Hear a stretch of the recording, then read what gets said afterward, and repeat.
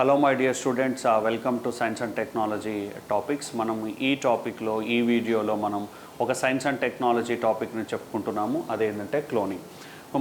నేను first cloning అనే దానికి మీనింగ్ ఇస్తాను, తర్వాత డెఫినేషన్, ఆ తర్వాత రకాలు ఇలా చూద్దామండి.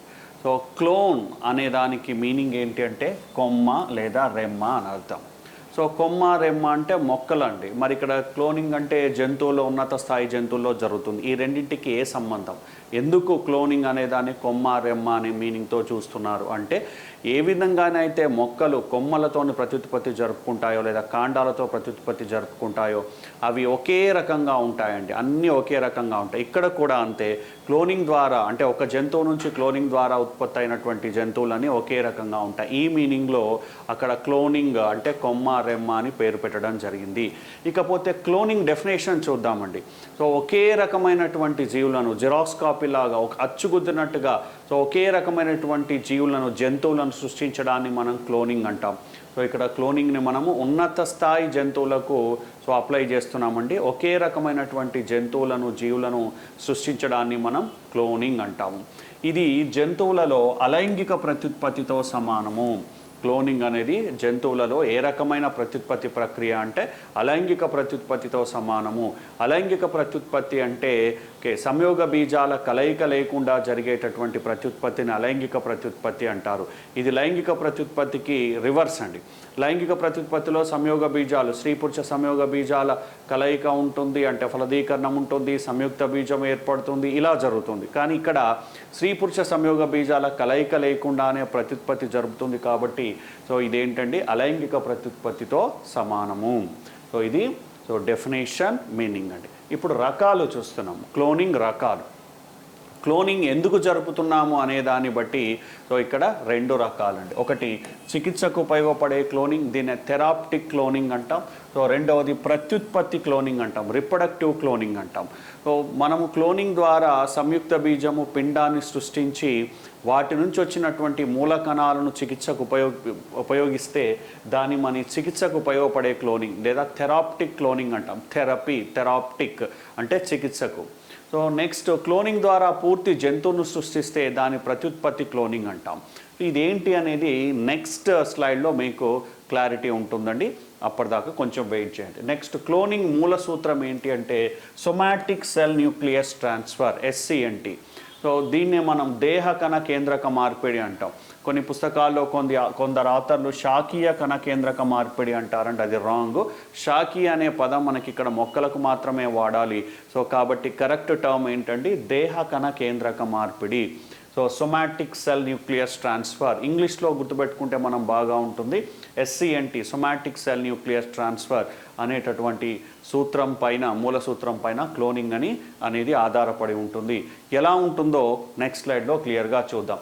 ఈ సొమాటిక్ సెల్ న్యూక్లియస్ ట్రాన్స్ఫరే ఎందుకు చేస్తున్నాము అనే దాన్ని బట్టి, మనకు ఏ లాభం కొరకు చేస్తున్నాము అనే దాన్ని బట్టి క్లోనింగ్ రెండు రకాలు.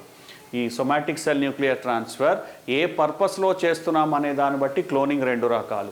అది చికిత్సకు చేస్తే అది చికిత్సకు ఉపయోగపడే క్లోనింగ్. తర్వాత నెక్స్ట్ ప్రత్యుత్పత్తికి చేస్తే ప్రత్యుత్పత్తికి ఉపయోగపడే క్లోనింగ్. మీకు నెక్స్ట్ దాంట్లో బాగా అర్థమవుతుందండి. చూద్దాం. నెక్స్ట్ స్లైడ్ చూడండి.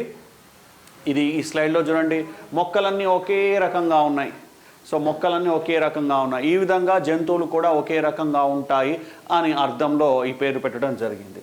నెక్స్ట్ ఈ స్లైడ్ చూడండి. ఇది somatic cell nucleus transfer. Somatic cell nucleus transfer జరిపి దాన్ని దేనికి చేశారు అంటే చికిత్సకు ఉపయోగించారు. క్రమక్రమంగా మీకు అర్థమవుతుందండి. చూడండి, ఒక దేహం నుంచి ఒక కణాన్ని తీసుకున్నారు. సొమాటిక్ సెల్ న్యూక్లియర్ ట్రాన్స్ఫర్ అనేది ఎలా ఉంటుంది, అది చికిత్సకు ఉపయోగపడే క్లోనింగ్ను ఎలా దాన్ని వాడుకుంటాము అనేది చూస్తున్నాం. చూడండి, ఇక్కడ దేహం నుంచి, ఇది బాడీ, మనిషి బాడీ, ఒక కణాన్ని తీసుకున్నాడు. తర్వాత నెక్స్ట్ ఒక అండ కణాన్ని తీసుకున్నారు. చూడండి, అండాన్ని తీసుకున్నారు. ఈన్యూక్లియేటెడ్ హ్యూమన్ అండం, న్యూక్లియస్. దీన్ని ఏం చేశారు చూడండి, ఇక్కడ నుంచి ఇక్కడ డాట్ ఉంది చూడండి, ఈ డాట్ అంటే కేంద్రకం, దీనిలోకి ట్రాన్స్ఫర్ చేశారు. ఇక్కడ ఆల్రెడీ కేంద్రకం తీసేసినటువంటి అండము. ఇక్కడ ఉన్న కేంద్రకాన్ని, ఇది దేహకణం అండి, ఈ దేహకణంలో ఉన్న కేంద్రకాన్ని దీంట్లోకి ట్రాన్స్ఫర్ చేశారు. ఇప్పుడు ఇది దేనిగా ఉంటుంది అంటే దిస్ ఈజ్ ఈక్వల్ టు సంయుక్త బీజం, జైగోట్. ఇది సంయుక్త బీజంగా వ్యవహరిస్తుంది. ఈ సంయుక్త బీజం విభజన చెంది బ్లాస్టోసిస్ట్ అనే స్టేజ్ గల పిండంగా మారింది. చూడండి, ఈ బ్లాస్టోసిస్ స్టేజ్ గల పిండం నుంచి మనము మూల కణాలను, ఎంబ్రియానిక్ స్టెమ్ సెల్స్ను తీసి వాటిని మళ్ళీ ఇతనికి చికిత్సకు వాడుకుంటున్నాం. ఇలా దేహకణ కేంద్రక మార్పిడి ద్వారా మూల కణాలను సృష్టించి ఆ మూల కణాలను చికిత్సకు వాడుకుంటే దాన్ని మనం ఏమంటాము అంటే చికిత్సకు ఉపయోగపడే క్లోనింగ్ అంటాం. సో ఇక్కడ క్లోనింగ్లో మూల సూత్రం ఏంటి? సొమాటిక్ సెల్ న్యూక్లియస్ ట్రాన్స్ఫర్, దేహకణ కేంద్రక మార్పిడి. చూడండి, ఇక్కడ నుంచి ఉండేటటువంటి కణంలో ఉన్నటువంటి ఈ దేహకణం కేంద్రకాన్ని తీసి దేనిలోకి పెట్టారు? అండంలోకి పెట్టారు. అంటే ఏ అండము? ఆ కేంద్రకము తీసేసినటువంటి అండంలోకి పెట్టారు. అప్పుడు అది దేనిగా మారిపోతుంది అంటే సంయుక్త బీజంగా మారిపోతుంది. ఆ సంయుక్త బీజం నుంచి పిండాన్ని అభివృద్ధి చేసి పిండం నుంచి తీసిన మూలకణాలను ఇతనికి మళ్ళీ చికిత్సకు వాడుతున్నారు. ఇదే చికిత్సకు ఉపయోగపడేటటువంటి క్లోనింగ్. అంటే ఇక్కడ క్లోనింగ్ ప్రక్రియను దేనికి చేశామండి? మనము చికిత్స కొరకు చేశాం కాబట్టి దీన్ని చికిత్సకు ఉపయోగపడే క్లోనింగ్ అంటాం. ఇంకొక స్లైడ్ చూద్దాం, అప్పుడు మీకు బాగా అర్థమవుతుంది. ఇది చూడండి, రెండు క్లియర్గా ఉంది. చికిత్సకు ఉపయోగపడే క్లోనింగ్ అండ్ థెరాప్టిక్ క్లోనింగ్ రెండు ఉన్నాయి. చూడండి, రెండు ఈ స్లైడ్లో ఉన్నాయి. ఇది చూడండి, ఇక్కడ ఓసైట్ అంటే కేంద్రకము, ఇక్కడ సొమాటిక్ సెల్ దేహకణము. ఈ ఓసైట్లో నుంచి కేంద్రకం బయటికి తీశాడు. ఓకే, అంటే ఖాళీ అండం ఉందన్నట్టు. తర్వాత నెక్స్ట్ ఇక్కడ చూడండి, శాఖీయ కణ కేంద్రకాన్ని బయటికి తీశాడు. ఈ శాఖీయ కణ కేంద్రకాన్ని దేనిలోకి మార్చాడు? చూడండి, ఈ అండంలోకి మార్చాడు. ఇప్పుడు ఇది సంయుక్త బీజమైంది. ఈ సంయుక్త బీజము విభజన చెంది పిండాన్ని ఇచ్చింది. చూడండి, పిండాన్ని ఇచ్చింది. ఈ పిండం నుంచి మూలకణాలు తీసి అవయవాలను కణజాలాలను ఉత్పత్తి చేసి చికిత్సకు వాడుకుంటే దీన్ని థెరాప్టిక్ క్లోనింగ్, చికిత్సకు ఉపయోగపడే క్లోనింగ్ అన్నాం. ఈ పిండాన్ని తల్లి గర్భాశయంలో లేదా జంతు యొక్క గర్భాశయంలో ప్రవేశపెట్టి జీవిని సృష్టిస్తే సో దీన్ని ఏమన్నాము అంటే ఓకే రిప్రొడక్టివ్ క్లోనింగ్, ప్రత్యుత్పత్తి క్లోనింగ్ అంటాం. అంటే మనము దేహకణ కేంద్రక మార్పిడి ప్రయోగాన్ని ఒరిజినల్గా క్లోనింగ్ అంటాం అన్నట్టు. సో అది దేనికి చేస్తున్నామో దాన్ని బట్టి ఇక్కడ క్లోనింగ్ రెండు రకాలు. ఒకటి చికిత్సకు ఉపయోగపడే క్లోనింగ్, రెండవది ప్రత్యుత్పత్తికి ఉపయోగపడే క్లోనింగ్. చికిత్సకు ఉపయోగపడే క్లోనింగ్లో మన మూలకణాలను బయటికి తీసి వచ్చినటువంటి పిండం నుంచి మనం చికిత్సకు ఉపయోగిస్తున్నాము. ప్రత్యుత్పత్తి రకమైనటువంటి క్లోనింగ్లో ఏం చేస్తున్నాము? ఈ పిండాన్ని సరోగెంట్, సో సరోగసీ మదర్లో లేదా జంతు యొక్క గర్భాశయంలో ప్రవేశపెట్టి మళ్ళీ పూర్తి జీవిని మనం తీసుకుంటున్నాం. ఇలా క్లోనింగ్ రెండు రకాలు. ఇది ఇది చికిత్సకు ఉపయోగపడే క్లోనింగ్ అండి, ఇది ప్రత్యుత్పత్తికి ఉపయోగపడేటటువంటి క్లోనింగ్. ఇంకొకటి చూద్దాం, మనం క్లియర్గా అర్థమవుతుంది. ఇది చూడండి, రిప్రొడక్టివ్ క్లోనింగ్, ప్రత్యుత్పత్తికి ఉపయోగపడే క్లోనింగ్ క్లియర్గా రాసింది. చూడండి, ఇదొక ఆవు, దీంట్లో నుంచి ఒక శాఖీయ కణం బయటికి తీశారు. చూడండి, ఇది శాఖీయ కణం, అంటే దేహ కణం. శాఖీయ కణం అంటే కొంచెం రాంగ్ అవుతుంది కాబట్టి దేహ కణం. దీంట్లో నుంచి ఏం చేశారు? చూడండి, ఎగ్ డోనర్, అండాన్ని దానం చేసినటువంటి ఆవు. దీంట్లో నుంచి ఈ బ్లాక్ కలర్లో ఉండదాన్ని తీసేశారు, బయటికి తీసేశారు. ఓకే, సో ఈ ఎంటీ దానిలోకి ఇక్కడ ఉండేటువంటి రెడ్ కలర్లో ఉండేటువంటి న్యూక్లియస్ని పంపించారు. సో ఇదే సొమాటిక్ సెల్ న్యూక్లియస్ ట్రాన్స్ఫర్. ఇక్కడ ఏం చూడండి, ఇది దేహకణం, దాంట్లో ఈ పార్ట్ను తీసి ఎగ్లో పెట్టేశారు. ఇదే దేహకణ కేంద్రక మార్పిడి. వీటిని విభజన చెందించి సో తర్వాత దీని యొక్క గర్భాశయంలోకి ప్రవేశపెట్టారు. ఇది సరోగెంట్గా పనిచేస్తుంది. ఎందుకంటే ఎగ్ దాందే కాబట్టి, అండము దాందే కాబట్టి దానిలోకి ప్రవేశపెట్టారు. సో ఇది దేనిగా అంటే ఇక్కడ ప్రవేశపెట్టబడినటువంటి ఈ పిండము డెవలప్ అయ్యి సో మళ్ళీ యానిమల్గా మారింది. ఇది దేన్ని పోలి ఉంటుంది అంటే దాతను పోలి ఉంటుంది. గుర్తుపెట్టుకోండి, క్లోనింగ్ జంతువు ఎవరిని పోలి ఉంటుంది అంటే కేంద్రకాన్ని దానం చేసినటువంటి దాతను పోలి ఉంటుంది. సో అంటే దేహకణం దానం చేసినటువంటి దాతను పోలి ఉంటుంది. ఎందుకు అంటే ఆ కేంద్రకంలోనే క్రోమోజోములు, జన్యువులు, డిఎన్ఏ అన్నీ దాంట్లోనే ఉంటాయి కాబట్టి సో ఇక్కడ క్లోనింగ్ జంతువు ఎవరిని పోలి ఉంటుంది అంటే సో దేహకణ కేంద్రకాన్ని దానం చేసినటువంటి జంతువును పోలి ఉంటుంది. ఈ సరోగెంటను కానీ లేకపోతే అండాన్ని దానం చేసినటువంటి జంతువుతో పోలి ఉండదండి, జీవితో పోలి ఉండదు. ఎందుకంటే మనం అండంలో నుంచి ఆల్రెడీ ఆ కేంద్రకాన్ని బయటికి తీస్తున్నాం కాబట్టి. అంటే కేంద్రకాన్ని బయటికి తీసిన అండంలోకి సో ఇక్కడ దేహకణ కేంద్రకాన్ని మార్పిడి చేస్తున్నాం. సో కాబట్టి ఈ లక్షణాలే వస్తాయి. అంటే ఎక్కడైతే దేహకణంలో క్రోమోజోమ్లు డిఎన్ఏ ఉన్నాయో వాటి యొక్క లక్షణాలే వస్తాయి. సో కాబట్టి క్లోనింగ్ ద్వారా ఉద్భవించినటువంటి జంతువు ఎవరిని పోలి ఉంటుంది అంటే దాతను పోలి ఉంటుంది. సో ఏ దాతను అంటే దేహ కణాన్ని దానం చేసినటువంటి దాతను పోలి ఉంటుంది. సో ఈ విధంగా మనం రిప్రొడక్టివ్ క్లోనింగ్, ప్రత్యుత్పత్తి క్లోనింగ్ మరియు థెరాప్టిక్ క్లోనింగ్, చికిత్సకు ఉపయోగపడే క్లోనింగ్ను క్లియర్గా సో డిఫైన్ చేయొచ్చు. నెక్స్ట్ చూద్దాం, చూడండి నెక్స్ట్ స్లైడ్ చూడండి. ఇది కూడా సేమ్ అలానే ఉంది. అంటే నేను 2-3 స్లైడ్లు ఎందుకు ఇస్తున్నాను అంటే ఈజీగా అర్థం చేసుకోవడానికండి.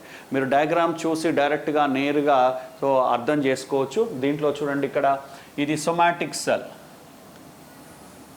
చూడండి, రెడ్ కేంద్రకం ఉంది, కేంద్రకం రెడ్ ఉంది. ఇది ఎగ్, ఇది అండము. అండంలో నుంచి ఈ కేంద్రకాన్ని బయటికి తీసేసాం మనం. ఇది ఎంటీ అండము, అంటే కేంద్రకం లేనటువంటి అండకణము. సో ఇక్కడ నుంచి దీన్ని బయటికి తీసాం, కేంద్రకాన్ని బయటకు తీసాం, అంటే దేహకణంలోంచి కేంద్రకాన్ని బయటికి తీసాం. తీసి ఈ రెడ్ దాన్ని చూడండి ఎల్లో దానిలోకి మార్పిచ్చేసాం. ఇదే దేహకణ కేంద్రక మార్పిడి. ఇది దేహము, దేహకణము, దాంట్లో కేంద్రకము, దీంట్లోకి మార్పిడి చేస్తాం. సో వీటిని డెవలప్ చేస్తున్నాం. మళ్ళీ ఈ కణాలు 2, 4, 6, 8 ఇలా డబుల్ అవ్వుకుంటూ వెళ్తాయండి. వెళ్ళిన తర్వాత సో దీన్ని సరోగేట్ మదర్లోకి పంపిస్తే జీవిగా వస్తుంది. ఇదే ప్రత్యుత్పత్తి క్లోనింగ్. సో దీన్ని థెరాప్టిక్ క్లోనింగ్లో ఎలా వాడుకుంటున్నారు చూడండి. రిప్రొడక్టివ్ క్లోనింగ్లో సరోగేట్ మదర్లోకి పంపించారు. సో సరోగసికి గా వ్యవహరించేటువంటి శ్రీజీవిలోకి పంపించారు. సో తల్లి గర్భంలోకి పంపించారు. ఇక్కడ చూడండి, సో దీని నుంచి టిష్యూ కల్చర్ ద్వారా వీటిని పెంచి, కణజాల వర్ధనం ద్వారా పెంచి సో వాటిని ఆ మూల కణాలని చికిత్స కొరకు వాడుతున్నారు. కాబట్టి థెరాప్టిక్ క్లోనింగ్ అయింది. ఈ విధంగా డయాగ్రామ్స్ని, మన ఫోటోగ్రాఫ్స్ని చూడడం వలన మనకు ఫుల్ క్లారిటీ వస్తుందండి. అసలు క్లోనింగ్ ఏంది, రకాలేంటి అనేది ఫుల్ క్లారిటీ వస్తుంది. ఇది తర్వాత నెక్స్ట్ స్లైడ్ చూడండి. క్లోనింగ్ ప్రయోగాలు. మరి క్లోనింగ్ని మొట్టమొదటి ప్రయోగాలు ఎవరు చేశారు అంటే, క్లోనింగ్ ప్రయోగాలైనటువంటి సొమాటిక్ సెల్ న్యూక్లియర్ ట్రాన్స్ఫర్ ప్రయోగాల్ని మొట్టమొదట ఎవరు చేశారు అంటే, సో మొట్టమొదట ఈ సొమాటిక్ సెల్ న్యూక్లియర్ ట్రాన్స్ఫర్ను చేసినటువంటి శాస్త్రవేత్త ఎవరు అంటే జాన్ గుర్డాన్. సో అందుకే ఈయన ఏమంటాము అంటే క్లోనింగ్ పితామహుడు అంటారు. అందరు ఏమనుకుంటారు అంటే ఫస్ట్ క్లోనింగ్ జంతువును సృష్టించినటువంటి ఇయాన్ విల్మెట్ క్లోనింగ్ పితామహుడు అనుకుంటాము. కాదండి. సో ఇయాన్ విల్మెట్ కంటే ముందే John Gurdon somatic cell nucleus transfer, దేహకణ కేంద్రక మార్పిడి ప్రయోగాలను చేసి ఈ ప్రయోగాల ద్వారా ఒక టాడ్పోల్ను, కప్ప లార్వా అయినటువంటి టాడ్పోల్ని సృష్టించడం జరిగింది. ఆ తర్వాత ఇదే ప్రయోగాలను ఇయాన్ విల్మెట్ సో గొర్రెలో చేసి డాలి అనే గొర్రెపిల్లను సృష్టించాడు. కానీ ఇయాన్ విల్మెట్ కంటే ముందే, చాలా రోజుల ముందే ఈ జాన్ గుర్డాన్ అనేటువంటి శాస్త్రవేత్త ఈ సొమాటిక్ సెల్ న్యూక్లియస్ ట్రాన్స్ఫర్ ప్రయోగాల ద్వారా ఏంటి కప్ప టాడ్పోల్ లార్వాను సృష్టించడం జరిగింది. సో దీనికి గాను ఆయనకి 2012లో ఫిజియాలజీ అండ్ మెడిసిన్లో నోబెల్ ప్రైజ్ రావడం జరిగింది. ఇయాన్ విల్మెట్కి ఎలాంటి ఏమీ ఇవ్వలేదు. ఎందుకంటే ఆయన జాన్ గుర్డాన్ స్టాండర్డైజ్ చేసినటువంటి ఈ సొమాటిక్ సెల్ న్యూక్లియస్ ట్రాన్స్ఫర్ ప్రయోగాలనే కంటిన్యూ చేశాడు. దాన్ని డాలీలో అప్లై చేశారు, గొర్రెలో అప్లై చేశారు. కానీ మొట్టమొదట సక్సెస్ఫుల్గా చేసిన సో ఎవరు అంటే జాన్ గుర్డాన్. అందుకే జాన్ గుర్డాన్ని క్లోనింగ్ పితామహుడు అంటారు. సో ఎలా చేశాడో చూద్దాం. చూడండి, ఇక్కడ ఉంది చూడండి, జాన్ బి గుర్డాన్. చూడండి, the Nobel prize in physiology on medicine 2012. So ఈయన ఏం చేశాడు చూడండి, ఇక్కడ క్లియర్గా ఉంది. ఓకే, సో ముందు ఇక్కడ నుంచి ఒక ఎగ్ని తీసుకున్నాడు, number 1. Okay, the nucleus of frog from cell egg. ఇక్కడ నుంచి ఇది కేంద్రకం, ఇది ఒక అండం అండి. అండంలో నుంచి సో కేంద్రకాన్ని బయటకు తీసేస్తాడు షాక్ ట్రీట్మెంట్ ద్వారా. సో రెండవది ఏం చేశాడంటే నెక్స్ట్ ఒక కప్ప టాడ్పోల్ లార్వా నుంచి దేహ కణాన్ని తీసుకున్నాడు.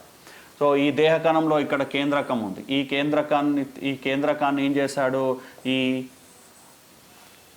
కేంద్రకము లేనటువంటి అండంలోకి ఈ కేంద్రకాన్ని పంపించాడు. చూడండి, ఇది దేహ కణము, దేహ కణ కేంద్రకము. ఇక్కడ ఉండేటువంటి దీన్ని ఈ ఎంటీ అండంలోకి అంటే కేంద్రకం లేనటువంటి అండంలోకి ఈ కేంద్రకాన్ని పంపించాడు. Number 2 step. థర్డ్, అది డెవలప్ అయిందండి. డెవలప్ అయి దేనిగా మారింది? ఫ్రాగ్ టాడ్పోల్ లార్వాగా మారింది. ఫ్రాగ్ టాడ్పోల్ లార్వా కాస్త ఫ్రాగ్గా మారింది. కప్ప టాడ్పోల్ లార్వా కాస్త కప్పగా మారింది. సో ఈ విధంగా విజయవంతంగా ఏం చేశాడు అంటే మొట్టమొదటిసారిగా సొమాటిక్ సెల్ న్యూక్లియస్ ట్రాన్స్ఫర్ ద్వారా కప్ప టాడ్పోల్ లార్వాను సృష్టించడం జరిగింది. తర్వాత వచ్చినటువంటి శాస్త్రవేత్తలు ఏం చేశారంటే వీటిని మిగతా జంతువులకు, ఉన్నత స్థాయి జంతువులకు అనువదించారు. అంటే ఎలకలకి, ఆవులకు, గేదెలకి, పందులకి ఇక్కడ అన్వయించాడు. ఇక్కడ క్లియర్గా ఉందండి. ఓకే, చూడండి, the modified egg developed in to the normal tadpole. ఈ మార్పు చెందించింది, టాడ్పోల్గా మారింది. Okay, so nuclear subsequent nuclear transfer experiment have generated cloned mammals. So ఇలాంటి దాన్ని క్షీరదాలకు కూడా చేసి క్లోనింగ్ జంతువులను సృష్టించడం జరిగింది అని ఇక్కడ క్లియర్గా ఉంది. సో ఇది రియల్గా నోబెల్ ప్రైజ్ వాళ్ళ దగ్గర నుంచి తీసుకున్నది కాబట్టి మీకు క్లియర్గా తెలుస్తుందండి. జాన్ గుడ్డాని క్లోనింగ్ పితామహుడు అని చెప్పవచ్చు. తర్వాత నెక్స్ట్ స్లైడ్ చూడండి. ఇంక ఇది క్లియర్గా ఉంది ఎలా సృష్టించాడు క్లోనింగ్ ద్వారా ఒక టాడ్పోల్ లార్వా అని అనేదాన్ని ఇక్కడ క్లియర్గా ఉంది. చూడండి, ఈ కప్ప నుంచి అండాన్ని తీసుకున్నాడు. చూడండి, ఇది అండము, దాని లోపల ఇది కేంద్రకము. ఈ కేంద్రకాన్ని బయటికి తీశాడు. అంటే ఎంటీ ఖాళీగా ఉన్న అండం ఆయనకు దొరికింది. ఇక్కడ నుంచి అండి ఫ్రాగ్ టాడ్పోల్ లార్వా అక్కడ నుంచి ఒక దేహ కణాన్ని తీసుకున్నాడు. ఆ దేహ కణంలో నుంచి కేంద్రకాన్ని బయటికి తీశాడు ఒక పిప్పెట్లో, మైక్రో పిప్పెట్లో. ఈ మైక్రో పిప్పెట్లో ఉన్న కేంద్రకాన్ని ఈ ఖాళీగా ఉన్న అండంలోకి పంపించాడు. అప్పుడు ఇది దేనిగా మారుతుంది? ఇది సంయుక్త బీజం. This is equal to zygote, సంయుక్త బీజము. సో ఇది విభజన చెంది బ్లాస్ట్ లాగా పిండంగా మారింది. సో ఇక్కడ నుంచి టాడ్పోల్ వచ్చింది, టాడ్పోల్ లార్వా నుంచి కప్ వచ్చింది.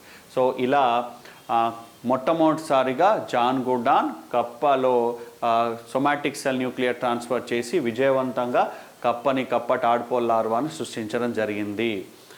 నెక్స్ట్, దీని తర్వాత మొట్టమొదటిసారిగా క్లోనింగ్ను ఉన్నత స్థాయి జంతువులకు అంటే క్షీరదాలకు అప్లై చేసినటువంటి శాస్త్రవేత్త ఎవరు అంటే ఇయాన్ విల్మెట్.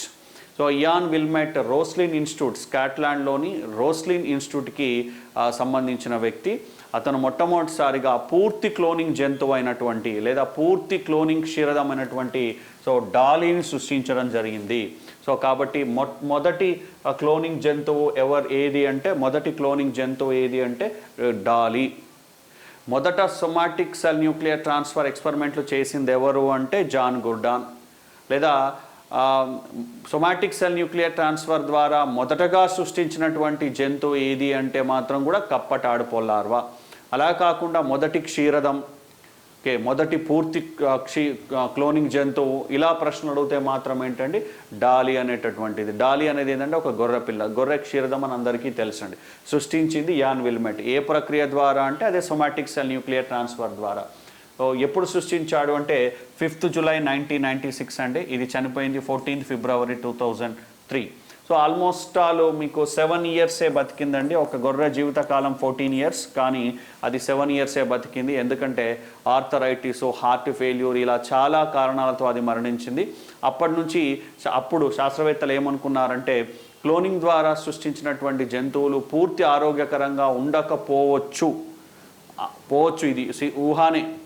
క్లోనింగ్ అనేది అంత క్షేమకరం కాదు. ఎందుకంటే క్లోనింగ్ ద్వారా వచ్చినటువంటి జంతువులు పూర్తిగా ఆరోగ్యంగా 100% నార్మల్ జంతువులాగా ఉండకపోవచ్చు అని అనుకున్నారు. ఇంకా ఆ దశగా ప్రయోగాలు జరుగుతున్నాయి. క్లోనింగ్ జంతువులు ఏమేం వ్యాధులతో సఫర్ అవుతావు అనేది. ఇలా క్లోనింగ్ ద్వారా మొదటగా సృష్టించిన జంతువు ఏంటండి గొర్రె. దానికి పెట్టిన పేరు ఏంటండి డాలీ. ఆ తర్వాత ప్రపంచవ్యాప్తంగా క్లోనింగ్ ద్వారా కొన్ని వందల జంతువులు సృష్టించారండి. ఆల్మోస్ట్ ఏనుగు, తర్వాత ఖడ్గమృగము, తర్వాత సింహము, పులి ఇట్లాంటివి తప్పిస్తే దాదాపుగా అన్ని క్షీరదాలను క్లోనింగ్ ద్వారా సృష్టించడం జరిగింది. ఆవులను, మేకలను, గొర్రెలను, పందులను, ఎలుకలను, పిల్లులను, గుర్రము, ఒంటె ఇలా చాలా ఎనిమల్స్ని ప్రపంచవ్యాప్తంగా చాలా ఇన్స్టిట్యూట్లు ఈ క్లోనింగ్ ద్వారా దాదాపుగా అన్ని జంతువులను సృష్టించడం జరిగింది. సో ఇక్కడ ప్రపంచంలో ఉన్న వివిధ రకాలైనటువంటి ఇన్స్టిట్యూట్లు అవి సృష్టించినటువంటి అభివృద్ధి చేసిన లేదా సృష్టించినటువంటి క్లోనింగ్ జంతువులు మనకు అక్కర్లేదండి. ఇండియాలో క్లోనింగ్ ప్రయోగాలు ఏ విధంగా ఉన్నాయి, ఇండియాలో ఏ ఇన్స్టిట్యూట్లు క్లోనింగ్ ద్వారా జంతువులను సృష్టించాయి అనేది మాత్రం మనం ఇక్కడ చూస్తున్నాం. సో వీటికే ప్రిఫరెన్స్ ఇస్తున్నామండి. చూడండి, ఇది Ian Wilmut and Dolly. Next, భారతదేశంలో క్లోనింగ్ ప్రయోగాలు. భారతదేశంలో ఏ ఇన్స్టిట్యూట్లు క్లోనింగ్ ప్రయోగాల ద్వారా జంతువులను సృష్టించాయి అనేది ఇక్కడ మనం మెయిన్గా కాన్సన్ట్రేషన్ చేస్తున్నాం. సో భారతదేశంలో మొట్టమొదటిసారిగా క్లోనింగ్ జంతువును సృష్టించింది లేదా క్లోనింగ్ మీద ప్రయోగాలు చేసినటువంటి ఇన్స్టిట్యూట్ ఏంటి అంటే ఎన్డిఆర్ఐ. ఎన్డిఆర్ఐ అంటే నేషనల్ డైరీ రీసెర్చ్ ఇన్స్టిట్యూట్. ఎక్కడ ఉంటుంది? కర్నాల్, హర్యానాలో ఉంటుంది. దీని మొదటి director father of milk revolution అయినటువంటి వర్గీస్ కురియన్, ఆయన దీన్ని మొదటి డైరెక్టర్గా వ్యవహరించారు. భారతదేశంలో డైరీ డెవలప్మెంట్ మీద పరిశోధన చేస్తున్నటువంటి ఒక ప్రముఖమైన సంస్థ NDRI, National Dairy Research Institute, Karnal, Haryana. ఇదే మొట్టమొదటిసారిగా క్లోనింగ్ ద్వారా జంతువులను సృష్టించింది. ఎప్పుడు ఏ జంతువులను సృష్టించింది అనేది ఇక్కడ ఉందండి. అయితే 4 గుర్తుపెట్టుకోనక్కర్లేదు మనకు. సో 2 గుర్తుపెట్టుకుంటే సరిపోతుందండి. ఈ 2 గుర్తుపెట్టుకుంటే సరిపోతుంది. సో మొదటి క్లోనింగ్ జంతువు ఏంటి అంటే గేదె దూడ. దానికి పెట్టిన పేరు సంరూప. ఎప్పుడు? 6th February 2009. దాని తర్వాత వెంటనే 6th June 2009లో మరొక గేదె దూడను సృష్టించారు. అదేంటంటే సో గరిమా. సో ఇక్కడ 2 అవసరం అండి. 2, 4, 5, 6 ఇవన్నీ అవసరం లేదు. ఎందుకంటే వాటికి మళ్ళీ పిల్లలు పుచ్చాయి, వాటికి కంటిన్యూ అవన్నీ అక్కర్లేదు మనకు. ఇక్కడ నేను అన్ని లిస్ట్ ఇచ్చాను కానీ 2 గుర్తుపెట్టుకోండి. సో డేట్ కూడా పెద్దగా ఇంపార్టెంట్ కాదండి. ఇక్కడ ఏం ఇంపార్టెంట్? ఇన్స్టిట్యూట్ ఇంపార్టెంట్, అది ఎక్కడుంది అనేది ఇంపార్టెంట్, ఏ జంతువులను సృష్టించి అనేది ఇంపార్టెంట్, దానికి పెట్టిన పేరు ఇంపార్టెంట్. సో ఇక్కడ డియర్ స్టూడెంట్స్ నేను క్లియర్గా చెప్తున్నాను ఏంటంటే ఏది గుర్తుపెట్టుకోవాలి, ఏది ఇంపార్టెంట్ అనేది కూడా క్లియర్గా చెప్తున్నాను. సో మొదట క్లోనింగ్ ప్రయోగాలు చేసిన సంస్థ అది ఇంపార్టెంట్, ఎన్డిఆర్ఐ. ఎక్కడుంది? కర్నాల్, హర్యానా. తర్వాత ఏ జంతువును సృష్టించింది? గేదె దూడను. సో అది ఇంపార్టెంట్, దానికి పెట్టిన పేరు సంరూప. సో రెండవది కూడా గేదె దూడనే, అన్ని ఫీమేల్ లేనండి. సో గరిమా, తర్వాత శ్రేష్ఠ, రజిత్, లాలిమ ఇలా. సో దీనికి సంబంధించినటువంటి ఇలా గేదె దూడల్ని సృష్టించుకుంటూ సో వెళ్ళడం జరిగింది. సో మొదటిది ఎన్డిఆర్ఐ. మరి రెండవది చూద్దాం. రెండవది చూడండి, Central Institute of Research on Buffaloes. రెండవ ఇన్స్టిట్యూట్ చూడండి, CIRB, Central Institute of Research on Buffaloes. ఈ సంస్థ అండి. ఈ సంస్థ ఎక్కడ ఉంటుంది? సో సేమ్ హర్యానాలో హిస్సార్లో ఉంటుంది. ఇది కూడా ఒక గేదె దూడను సృష్టించింది. దాని పేరు ఏంటంటే క్రిబ్ గౌరవ్. ఇది కూడా బఫెలోస్ కాబట్టి గేదె దూడను సృష్టించిందండి. దాని పేరు కూడా క్రిబ్ గౌరవ్. సో భారతదేశంలో క్లోనింగ్ ద్వారా లేగ దూడలు సృష్టించినటువంటి 2 సంస్థలు ఏంటండి? ఒకటి ఎన్డిఆర్ఐ, రెండవది so CIRB, Central Institute of Research and Buffaloes. తర్వాత ఇది ఇంపార్టెంట్ అండి, మూడవది very very important. So Sher-e-Kashmir University of Agriculture and Science and Technology. So ఇక్కడ కాశ్మీర్లో ఉంటుందండి. సో కాశ్మీర్లో ఉండేటటువంటి Sher-e-Kashmir University of Agriculture Science and Technology వారు క్లోనింగ్ ద్వారా ఒక పాష్మీనా మేకను, పాష్మీనా గోటును సృష్టించారు. దీనికి పెట్టినటువంటి పేరు ఏంటంటే నోరీ. సో ఇది వెరీ వెరీ ఇంపార్టెంట్ ఏంటండి, కాశ్మీర్లో ఉన్న Sher-e-Kashmir University of Agriculture Science and Technology వారు క్లోనింగ్ ద్వారా సృష్టించినటువంటి జంతువు ఏంటండి? మేక, పాష్మీనా మేక. సో దానికి పెట్టిన పేరు నోరీ. దీన్ని ఎందుకు సృష్టించారు అంటే దీని ఊల్ చాలా కాస్ట్లీ అండి. దీని ఊల్తో చేసినటువంటి షాల్స్ కొన్ని లక్షల రూపాయల్లో ఉంటాయి. అందుకే దీన్ని సృష్టించడం జరిగింది. సో ఎప్పుడు సృష్టించారు అంటే సో 9th March 2012. సో ఇక్కడ డేట్ ఏం అక్కర్లేదండి. డేట్ ఎప్పుడు సృష్టించారని అడగరు. ఏ జంతువు మేకను సృష్టించింది, ఏ రకమైన మేకను సృష్టించారు, సో ఇలాంటి ప్రశ్న అడుగుతారు. కాబట్టి సో ఇక్కడ యూనివర్సిటీ, తర్వాత నెక్స్ట్ అంటే ఇన్స్టిట్యూట్, సృష్టించినటువంటి ఇన్స్టిట్యూటు, తర్వాత నెక్స్ట్ ఆ జంతువు, దానికి పెట్టిన పేరు, ఇవి కావాలి. సో ఇవన్నీ ఏంటి అంటే క్లోనింగ్ ద్వారా వచ్చినటువంటి జంతువులు. మరి క్లోనింగ్ ఉపయోగాలు ఏంటి? అసలు క్లోనింగ్ ఎందుకు చేస్తున్నారు, ఎందుకు చేయాలి, మనం జంతువుల్లో క్లోనింగ్ ఎందుకు చేయాలి అనేది చూద్దాం. చివరగా మానవుల్లో క్లోనింగ్ ఎందుకు చేయట్లేదు అనేది కూడా చూద్దామండి. క్లోనింగ్ ఉపయోగాలు. సో క్లోనింగ్ ద్వారా ఆ క్లోనింగ్ చేసేటప్పుడే మనం వాటిలోకి కొన్ని జన్యువులను ప్రవేశపెట్టి జీవులలో ఔషధపరమైన రసాయనాల ఉత్పత్తిని చేయవచ్చు. మనము రసాయనాలను సూక్ష్మజీవుల ద్వారా ఎక్కడ ఫార్మస్యూటికల్ కంపెనీలో ఉత్పత్తి చేస్తే కొంచెమే రసాయనాలు వస్తాయండి, కొద్ది రసాయనాలు వస్తాయి. అలా కాకుండా చాలా ఎక్కువ రసాయనాలను క్లోనింగ్ జంతువులను ఉత్పత్తి చేసుకోవచ్చు. వాటి రక్తంలో, వాటి పాలలో ఉత్పత్తి చేసుకొని మనం లాభం చేసుకోవచ్చు. ఇది భవిష్యత్తులో జరగడానికి అవకాశం ఉంది. తర్వాత నెక్స్ట్, మంచి లక్షణాలు గల జంతువుల ఉత్పత్తికి ఇది పాడి పరిశ్రమకు ఉపయోగపడుతుంది. ఏదైనా ఒక మంచి లక్షణం గల గేదె, ఆవు ఉందనుకోండి, అలాంటిదే 100% జిరాక్స్ కాపీ కావాలి మనకు. ఎగ్జాక్ట్లీ అలానే ఉండాలి, ఏమాత్రం తేడా ఉండొద్దు.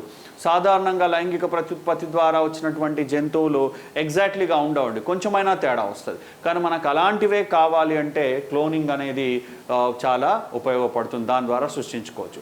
ఇక మూడవది చాలా ఇంపార్టెంట్ అండి. ఈ రెండింటికంటే ఇది చాలా ఇంపార్టెంట్. డియర్ స్టూడెంట్స్, ఇక్కడ క్లియర్గా నేను ఏది ఇంపార్టెంట్ అనేది స్ట్రెస్ చేసి చెప్తున్నానండి.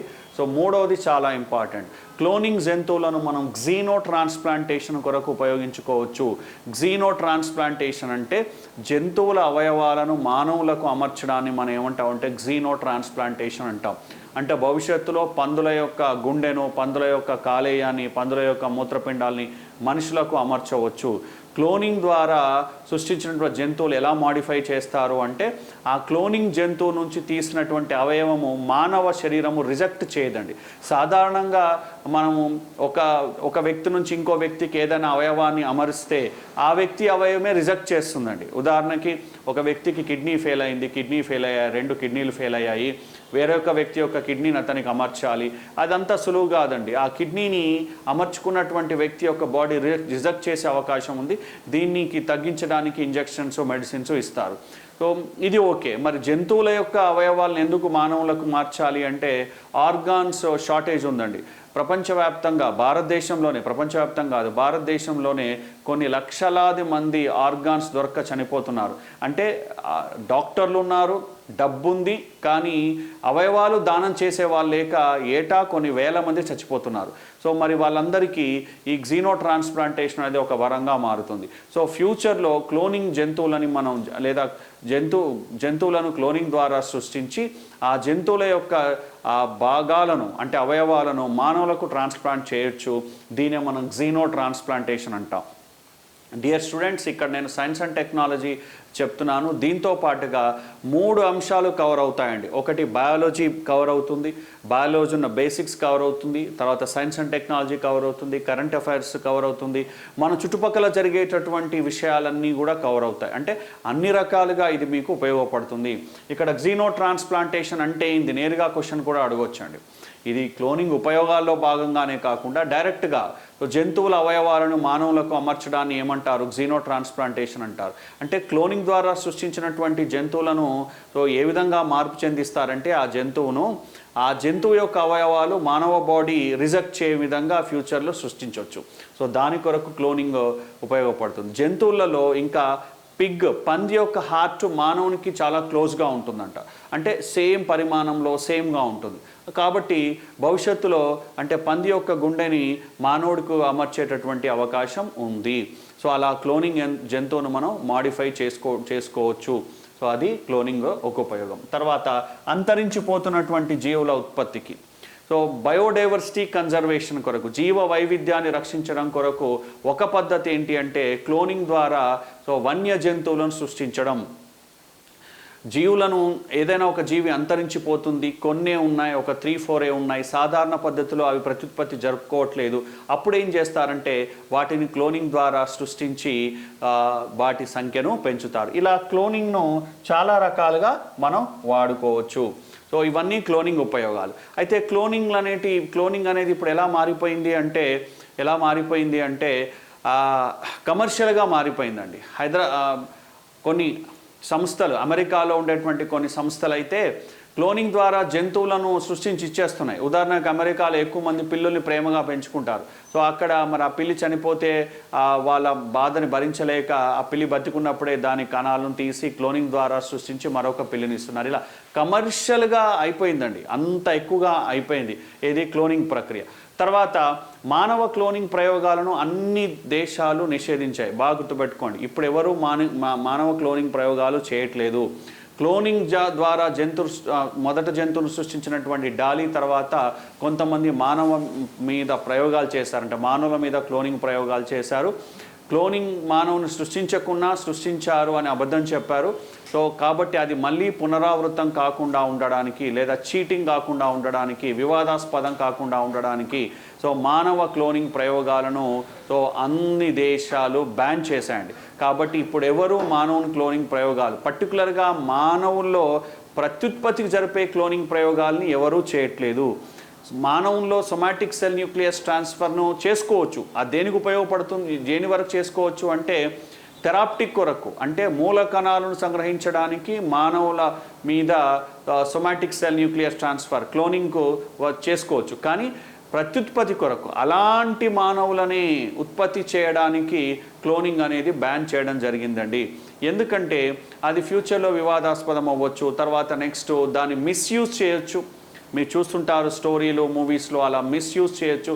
సో ఇవన్నీ రాకుండా ఉండడానికి మానవులలో ప్రత్యుత్పత్తి క్లోనింగ్ను నిషేధించడం జరిగింది, రిప్రొడక్టివ్ క్లోనింగ్ను నిషేధించడం జరిగింది మానవుల పైన. కానీ థెరాప్టిక్ క్లోనింగ్ అంటే ఆ సొమాటిక్ సెల్ న్యూక్లియస్ ట్రాన్స్ఫర్స్ని సో మనం దేని కొరకు చేసుకోవచ్చు అంటే గవర్నమెంట్ పరిమితితో మూల కణాలను ఎక్స్ట్రాక్ట్ చేసుకోవడానికి అక్కడి వరకు చేసుకోవచ్చు. ఇది క్లోనింగ్ ప్రయోగాలు, పరిమితులు, భారతదేశంలో క్లోనింగ్ ద్వారా సృష్టించబడినటువంటి సో యానిమల్స్. సో క్లోనింగ్ ఎవరు చేయాలన్నా ఖచ్చితంగా ప్రభుత్వ పర్మిషన్ ఖచ్చితంగా కావాలండి. భారతదేశంలో కూడా అలాంటి పరిమితులు కూడా ఉన్నాయి. సో ఇక్కడితో మనము ఈ క్లోనింగ్ అనేటటువంటి టాపిక్ని సో కంప్లీట్ చేశాము. ఇంకొక టాపిక్ మళ్ళీ కలుద్దాం. Thank you very much.